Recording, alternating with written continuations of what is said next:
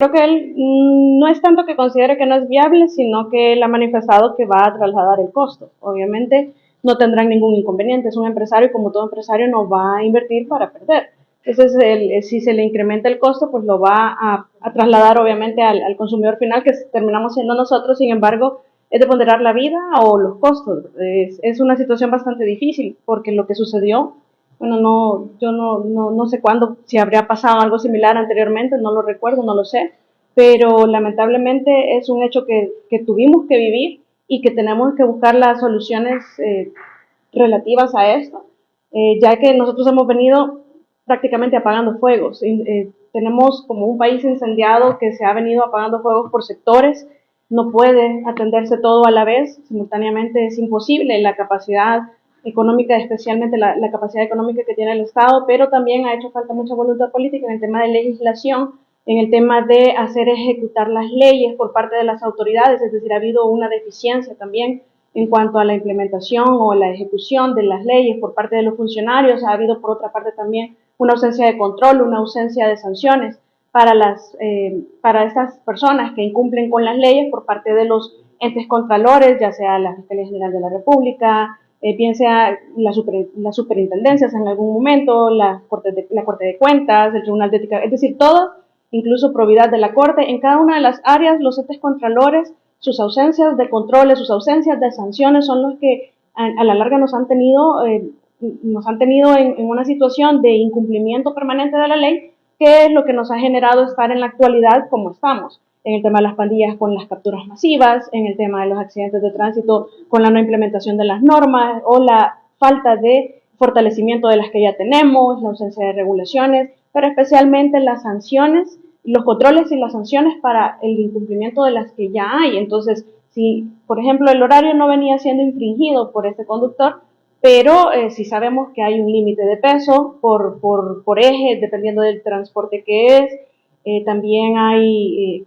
velocidades límite. Entonces, si nosotros nos damos cuenta de qué es lo que sucedió y planteamos el horario, la implementación de una prohibición de transitar en la urbe o en la parte metropolitana de San Salvador para este tipo de transporte, yo creo que es lo más atinado, aunque el costo se incremente en el consumidor final o que de alguna manera se vea cómo se traslada. Pero lo cierto es que tenemos que valorar qué es lo que pasó ahora y cómo podemos prevenirlo, porque apagar el fuego, por supuesto que es urgente, pero tenemos que ver también cuáles son las bases, cuál es la causa estructural de este tipo de situaciones. Y en el caso concreto de lo de la rastra, pues nosotros vemos al señor conductor que dicen que tenía, me parece que leí en alguna parte que tenía 30 años de experiencia. Tenemos una prohibición de velocidad en ya dentro de la ciudad, tenemos una prohibición de exceso de carga. Entonces hay que comenzar a analizar desde que salió este transporte con su carga, quiénes fueron las autoridades que le permitieron salir con el sobrepeso, quiénes fueron las autoridades que a la hora de pasar por la báscula permitieron continuar el recorrido con el sobrepeso, pero por supuesto también la responsabilidad del conductor, que sabía que traía sobrepeso, que estaba consciente, que además venía con exceso de velocidad, porque aunque no esté determinado todavía oficialmente, pues es evidente en los videos que el señor viene con exceso de velocidad, especialmente en una autopista en donde si se impusieran controles, casi todos vienen bajando y subiendo las cuestecitas y bajando toda esa autopista, toda la parte de la Monseñor Romero que viene desde el desvío de la Panamericana hasta llegar a esa incorporación al área metropolitana, especialmente por el sector de la UCA, todos vienen con exceso de velocidad, pero venir en exceso de velocidad con un transporte de esa naturaleza, con un sobrecarga en la carga, valga la redundancia, creo que habría que valorar incluso por las autoridades o eventualmente en una posible legislación la situación de que esto ya no es culposo, sino que ya podríamos considerar que están en pleno conocimiento de la ilicitud de su proceder y consideran que no importa el resultado o que a pesar de eso, pues el resultado se va a producir, que es menor, pero no podemos estar ponderando que la necesidad que tenía el transportista de su trabajo versus la posibilidad de matar a un montón de gente, como pasó. Es decir, hay demasiadas situaciones que nos indican que en este caso no fue una simple ausencia de gestión del riesgo o una simple falta de planificación y cálculo como para decir que esto fue un delito culposo. En mi opinión, sí, hay un pleno conocimiento de que se está infringiendo la ley, varias disposiciones y que se asumen las consecuencias. Y las consecuencias son que si yo puedo matar a un montón de gente, pues entonces ya no estoy hablando de una culpa, sino que de un dolo. Ya existen esas reformas, Tania, pero más que todo no es que cumplan la ley de tránsito, sino que concientizar a las personas. Las restricciones de horario todavía no están reguladas, lo del peso,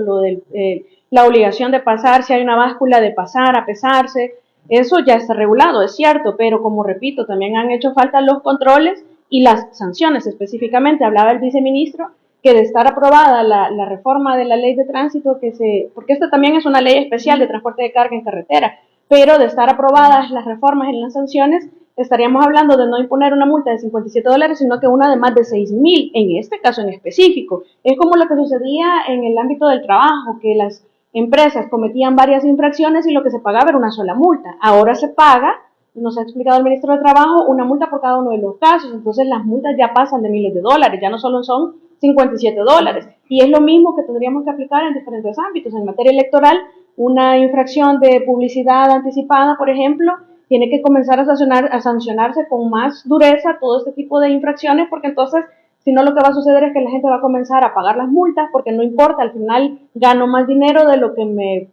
me genera o tengo más rédito electoral de lo que me genera pagar una multa. Entonces, todo ese tema es importante. Históricamente aquí esos controles han fallado y por eso es que la impunidad lo que genera es que se replique la conducta y se siga respetando las normas. Entonces, sí hace falta, por una parte, hacer cumplir la norma, sancionar a la gente, pero también hay regulaciones que están ausentes, es decir, hay falta de regulación, hay omisión en la regulación. No podemos hablar solamente de que las leyes están y que lo que falta es ejecutarlas, no, también hay leyes que hace falta decretar. Entonces, esa es una omisión de legislación y lo podemos ver, por ejemplo, en el ámbito de ética gubernamental. En el ámbito de ética gubernamental hace falta una regulación estricta sobre el tema del nepotismo. Entonces, esa omisión de regulación también es parte del problema. Aquí el problema es estructural. Nosotros podemos apagar el fuego en ese momento, como exitosamente se ha hecho en el tema de las pandillas, pero tenemos que también atacar las bases, porque si no lo que vamos a tener es réplica de conductas en el tiempo. Si nos puede, por favor, dar su opinión respecto a que El Salvador cumplió ya prácticamente un año de tener el régimen de excepción. ¿Cuál considera usted que han sido los principales logros de esta herramienta que se le ha brindado al gobierno o con la cual ha estado el gobierno pues, combatiendo los pandillas? En un mundo en crisis, post pandemia, estamos en la situación de también la guerra, de todos los efectos de la guerra de Ucrania y Rusia, y donde además estamos entrando en una crisis del asunto de los bancos, que estamos viendo que se están yendo a la quiebra. Es decir, un tema tan difícil como ese, venir a sentar las bases o generar las condiciones por parte del Estado para dinamizar nuestra economía. Estamos en temas de inflaciones, de estanflación, es complicado para el país. Entonces, generar las condiciones para dinamizar un poco la economía, aunque sea en el comercio informal, pero dinamizar de forma que el alimento le llegue a la mesa a todos los salvadoreños o a la mayoría de salvadoreños en la medida de lo posible, creo que es el éxito más grande de la implementación del plan y del régimen después de un año de implementado, porque como he reiterado en otras ocasiones, los resultados de la baja de homicidios a casi nulos, es decir, no tenemos ni siquiera uno diario en el país, los índices son extremadamente sorprendentes y es algo muy bien valorado. Yo creo que eso es importantísimo como una consecuencia de eficiencia en la utilización de recursos y de eficacia en términos de resultados del régimen de excepción a un año de implementado, porque esa correlación directa de la cantidad de fallecidos coincide a perfección con la detención de todos estos pandilleros. No todos lo son, habrá que depurar, habrá que responder por las infracciones penales o por indemnizaciones civiles en el marco de los detenidos que se han liberado, por ejemplo, por parte del Estado, que fueron detenidos y no tienen ningún tipo de vinculación con las pandillas, pero lo cierto es que la eficacia no es algo discutible. Entonces, el mayor beneficio, en mi opinión, es la apertura o la generación de condiciones que hace el Estado hacia la población para que podamos tener comercio, para que podamos dinamizar la economía, para que podamos traer inversión al país. ¿Cómo queda la opinión nacional e internacional también, que en un primer momento pues, fue muy criticada esa medida? Y sigue siendo criticada y lo va a seguir siendo, porque en el marco de los derechos humanos es un tema diferente de la eficacia que ha tenido la implementación del régimen. Por eso es que reiteraba yo la importancia de que el gobierno actual comience las investigaciones o las continúe y lleguen a un fin que sea satisfactorio en el marco del respeto a derechos humanos o en el marco de la no vulneración de las normas ya existentes en el país. Por ejemplo, el presidente mandó a implementar un régimen de excepción, no mandó a policías a abusar de su poder, ni a soldados a abusar de su poder y a cometer delitos de lesiones o delitos de homicidios. No es eso lo que mandó el presidente. Entonces, si han habido abusos, definitivamente deben existir responsables, y esos responsables son los que van a legitimar internacionalmente a El Salvador en la implementación de este plan para contener la inseguridad. Ahora, nosotros no podemos comparar la situación actual con lo que teníamos antes, en donde incluso la misma sala había declarado un estado inconstitucional de cosas por la incapacidad del Estado de garantizarle al ciudadano muchas situaciones, y entre ellas actualmente la posibilidad de que ya, por ejemplo, tenemos hasta una ley de toda aquella gente que tenía sus casas, pero que tenían que irse de sus casas. Tenían que irse a buscar otra casa sin posibilidades económicas, pero tenían que irse porque o se iban o eran asesinados por las maras y no tenían quizás posibilidades para migrar de forma ilegal hacia Estados Unidos o hacia otros países. Entonces tenemos hasta una ley que vendría en este momento ya a ser obsoleta, porque ahora lo que vemos es todo lo contrario, gente recuperando sus casas, gente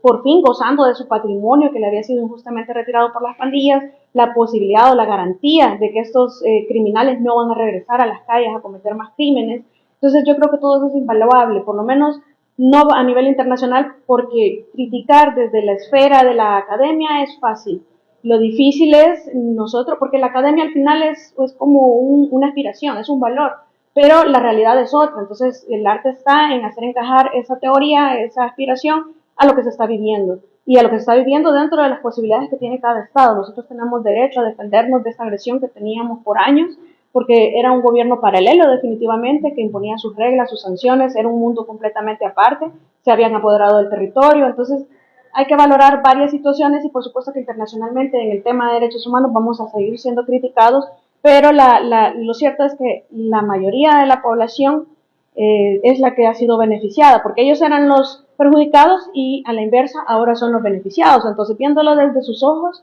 yo creo que lo que ha pasado es lo mejor históricamente en muchísimos años en el país.